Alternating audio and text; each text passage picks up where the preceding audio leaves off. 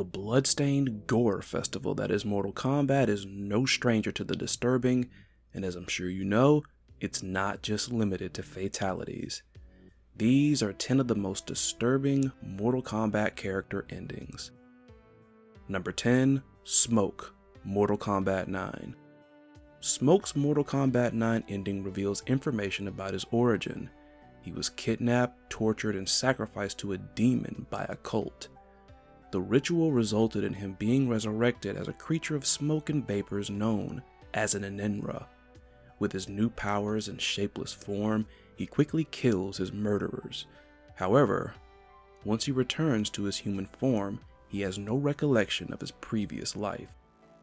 While the cult got their comeuppance and the ending seemed to have something of a more hopeful tone, the fact that Smoke was randomly abducted and unwillingly made an offering is pretty tragic and frightening. What makes this disturbing above all is the fact that Smoke was a child at the time. Number 9, Reptile, Mortal Kombat 9. After defeating Shao Kahn, Reptile is finally able to restore his Saurian race with the help of Shang Tsung.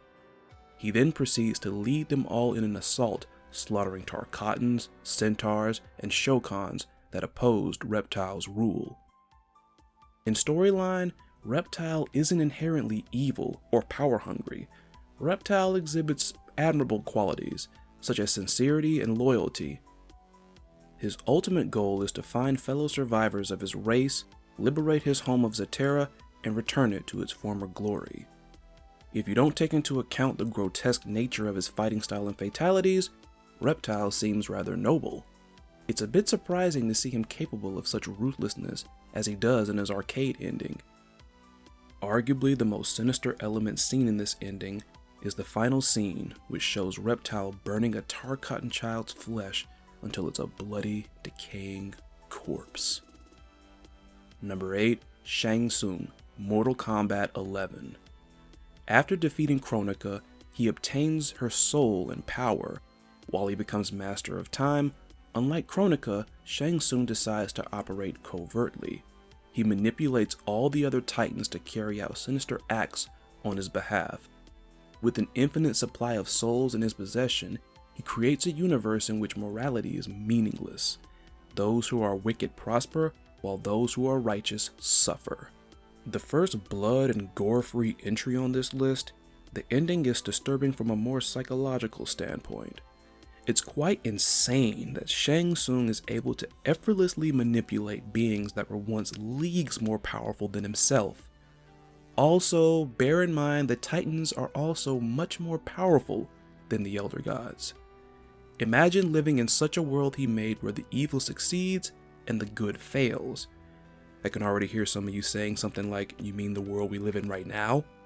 Also, there's something unnerving about the final words he speaks. Have a nice day. Number 7, NOOB SAIBOT, Mortal Kombat 11. Not trusting Kronika's promise to make him leader of the new era, NOOB SAIBOT betrays her. He then infuses his shadowy essence with the sands of time. Realizing he can shape the future in his own image, he creates a universe in which light is completely absent. Cold and harsh nights are eternal, and evil rules supreme. In the process, NOOB SAIBOT goes from being a mere wraith to death itself. From one drastic transforming of the universe to another, the idea of a completely corrupted world with never-ending freezing nights is pretty unsettling. Add in the scene of him decapitating and dismembering Liu Kang and Kitana, impaling Scorpion possibly through the eye with his shadows, and not only dismembering, but slicing open his brother Kuai Liang's head, and you have an incredibly nightmarish ending. Number 6, SINDEL, Mortal Kombat 11. It had always been believed that Shao Kahn had murdered Sindel's husband King Jared and forced her and Kitana to be his bride and daughter respectively. Sindel disconfirms this and claims that she murdered Jared, seeing him as inferior to Shao Kahn. Kronika then informs her of her fateful death and Kitana becoming the new empress of Outworld. This prompts SINDEL to mercilessly beat Katana and then defeat the Titan of Time. SINDEL would proceed to stand and rule above all races, rivals, gods, and realms.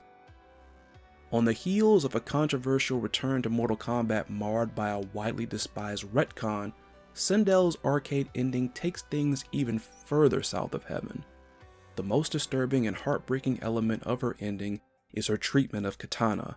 First, she murders Katana's best friend Jade, and then delivers a brutal knee to her daughter's face, all while merely calling it discipline in a loving, motherly tone.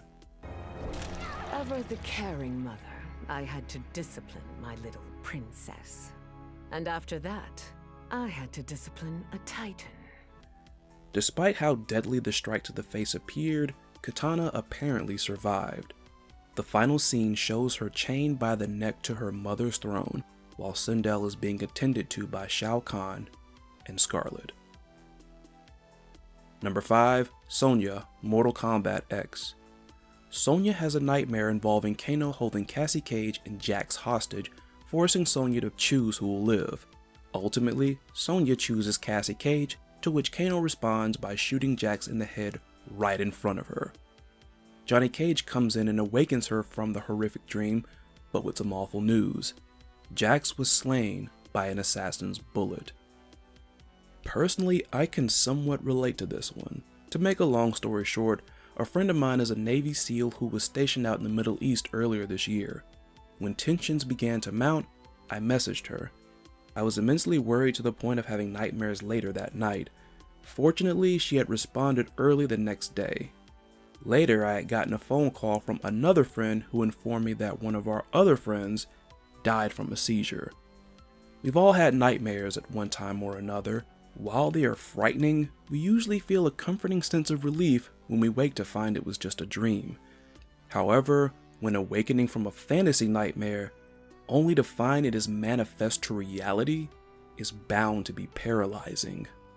Number 4. BARAKA, Mortal Kombat 11. After defeating Kronika and obtaining her power, Baraka rewrites history so that the Tarkatans are the most powerful species. They are so dominant that Edenia, Outworld, and most surprisingly the Netherrealm all fall captive to them. Earthrealm is the final target, and it quickly falls to the Tarkatans as well. They would conquer all realms and enslave all of their residents. Yet another take on a character's vision of world domination, this ending has a much more bloodthirsty tone to it than other entries on the list.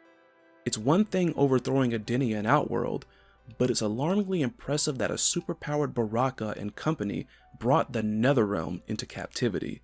They basically overtook Hell, and all of its devilish residents became their feast. Speaking of feasting, along with Raiden's severed head impaled upon his blade, what makes this ending truly unsettling is Baraka's final remark, "And we have not run out of meat since." Number 3. D'Vorah, Mortal Kombat 11. D'Vorah uses the hourglass to alter the course of evolution so that humanoids are feeble and minuscule, while the Kaiten are all incredibly powerful and gigantic. The Kaiten then proceed to destroy every being they saw as being beneath them, all in the name of forging a more just history. Often likened to the manga Attack on Titan, the image of a gigantic, grotesque insectoid terrorizing the world is incredibly horrifying, especially for those who have a massive fear of insects.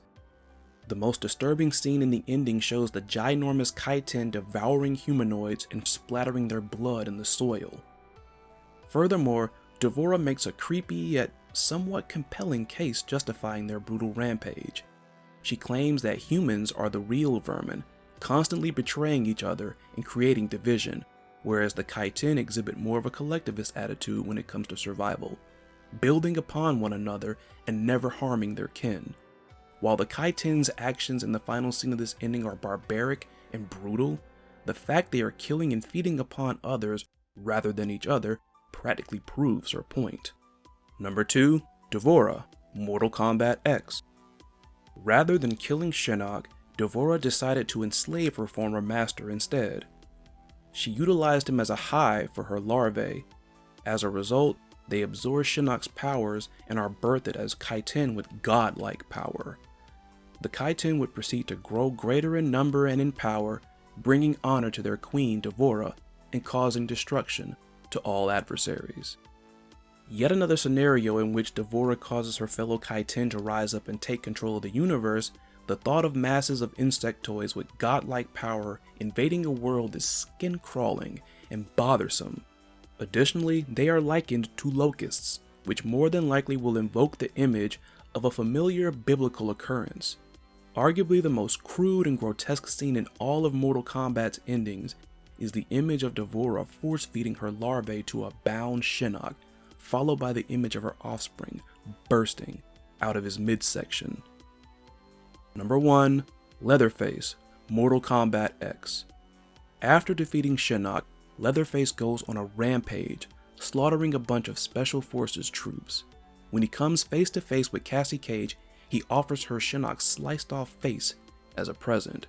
When Cassie refuses, Leatherface slaughters her and gives chunks of her flesh to his brother Drayton to consume as chili. Leatherface, however, reserved Cassie's skin for himself, working the skin of her face into a new mask.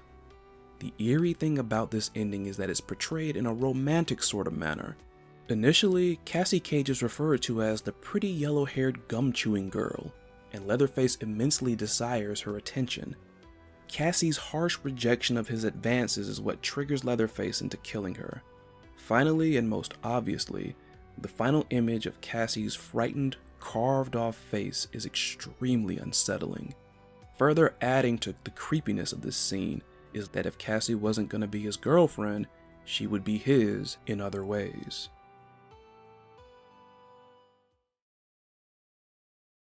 That's it for this video. What Mortal Kombat character endings disturbed you the most? Let me know in the comments, let me know if I missed any, and don't forget to like, share, and subscribe for more videos in the future.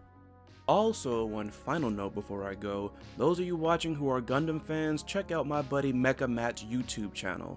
He just recently kicked off a series in which he's going to showcase Gundam Battle Operation 2 matches, so those of you who love Gundam, that love that game, do check that out because he's going all in on this. Thanks again for watching, thank you all for supporting, and I'll catch you all next time. See ya.